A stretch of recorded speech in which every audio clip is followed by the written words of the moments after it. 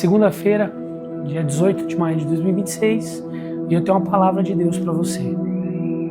Em Romanos 12:2 fala assim: e não vos conformeis com este mundo, mas sede transformados pela renovação da vossa mente, para a qual possa experimentar a boa, perfeita e agradável vontade de Deus. E o que me chama a atenção, olhando para essa passagem, que é Paulo falando ela. Cada homem, cada personagem da Bíblia que nós vemos, Deus precisou transformar algo na mente deles para usar eles.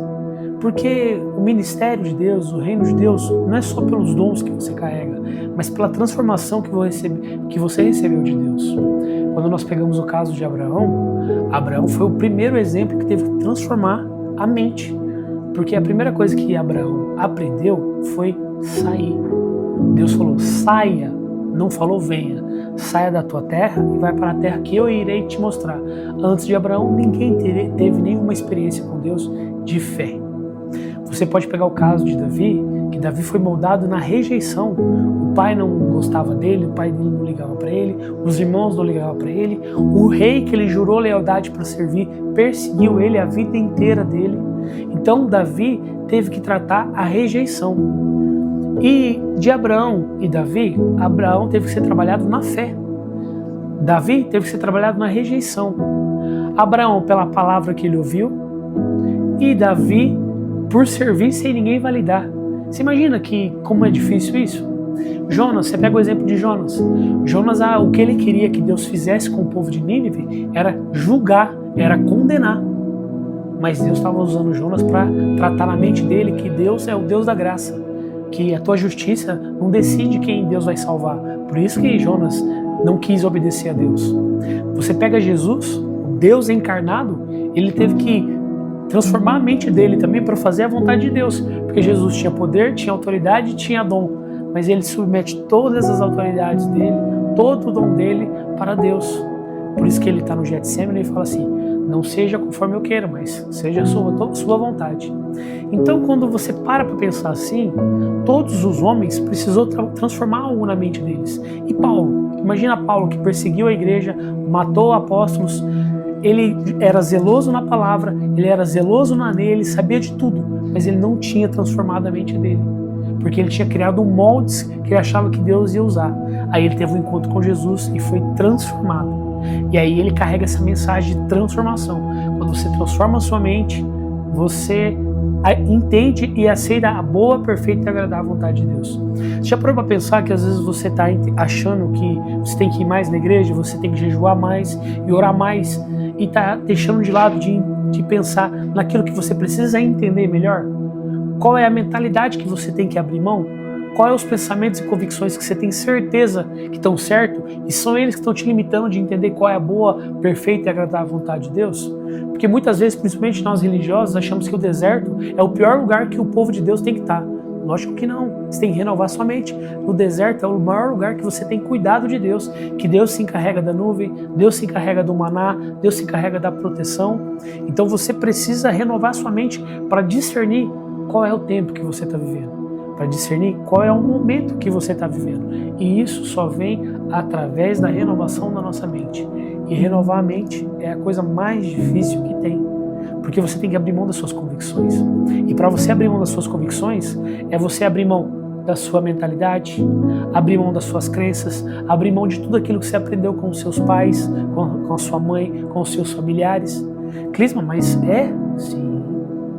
Abraão teve a experiência dele com Deus, mas não livrou de Isaac ter a experiência dele com Deus. Isaac teve a experiência dele de Deus, não livrou Jacó de ter a experiência dele com Deus. Todos os homens de Deus tiveram que ter suas próprias experiências. Como eu sempre brinco, Deus não tem netos, Deus tem filhos.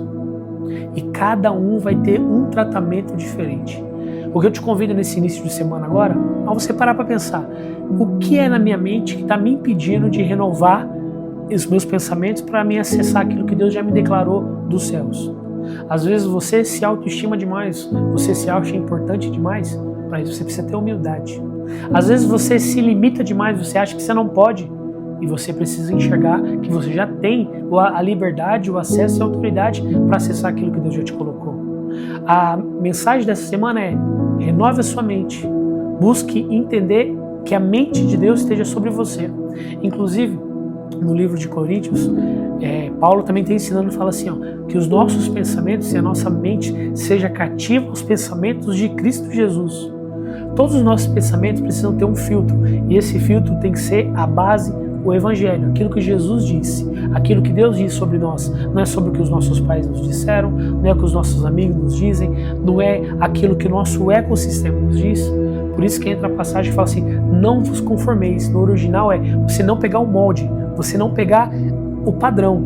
E é muito difícil hoje em dia você ter um molde próprio, porque toda hora a gente está recebendo enxurradas de informações que manipulam os nossos pensamentos.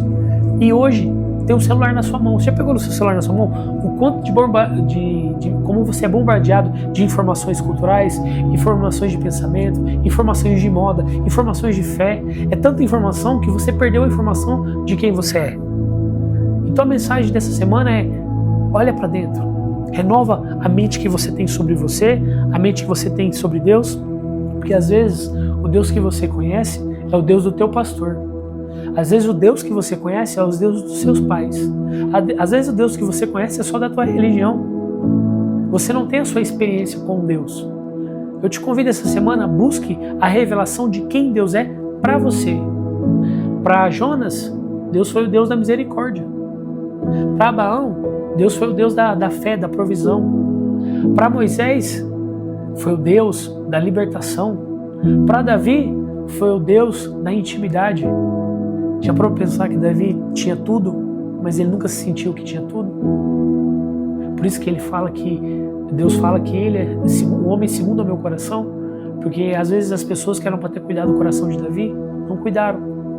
Você imagina, naquela época, você receber um profeta na sua casa era um momento de maior honra de uma família. E quando o profeta Samuel foi na casa de Davi, ele nem foi convidado. Aí Deus foi lá, exortou. Samuel falou assim: eu não vejo como o homem vê, eu vejo o que está no coração. Aí você fala assim: nossa, mas por que Deus falou isso para Samuel? Simples, eu vou te explicar. Está escrito na Bíblia, uns detalhes que você não percebeu. Quando o povo pediu um rei e Deus escolheu Saul, o padrão de escolha de Saul foi totalmente diferente. Se você ler com detalhe, a Bíblia fala que Saul era o homem mais alto do seu tempo e era o homem mais bonito do seu tempo. A Bíblia fala que Saul, do ombro para cima, não havia homem mais belo que ele. Então, qual foi o padrão que Deus escolheu para agradar o povo? Era um homem bonito e alto. Quando pegou Davi, Davi era totalmente diferente. Então Samuel foi com a mentalidade passada. É um homem forte, é um homem grande, é um homem bonito. E não era assim. Porque o modelo de aparência já não deu certo. Então teve o modelo da essência, do coração, por isso que escolheu Davi. Tanto é que Saul, ele era bonito, ele era forte, mas ele sempre demonstrou covardia. Quando Deus chamou ele para ser rei, ele foi ungido, ele não tinha coragem de peitar o povo, de confrontar o povo. A Bíblia fala assim, vou até colocar o versículo para vocês: e o Espírito Santo tomou posse de Saul, e Saul com violência arrancou o boi, para que o povo tivesse medo de Saul e o respeitasse. Assim como Deus fez com Moisés, Deus mandava a nuvem e o trovão para o povo sentir medo, para saber que Deus era com ele. Porque infelizmente Deus sabe que às vezes as pessoas escutam mais aqueles de quem eles têm medo do que a pessoa que mais ama eles. É importante renovar a mente, porque quando nós renovamos a mente através da palavra de Deus, nós tiramos muitas certezas que nunca foram bases de raiz para nos alicerçarmos. Quando nós renovamos a nossa mente, nós recebemos o milagre, porque o milagre sempre vem para quebrar a lógica, vem sempre para quebrar o raciocínio.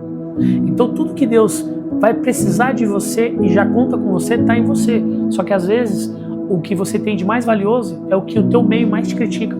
Às vezes você é uma pessoa posicionada, todo mundo chama de arrogante, você precisa renovar a mente.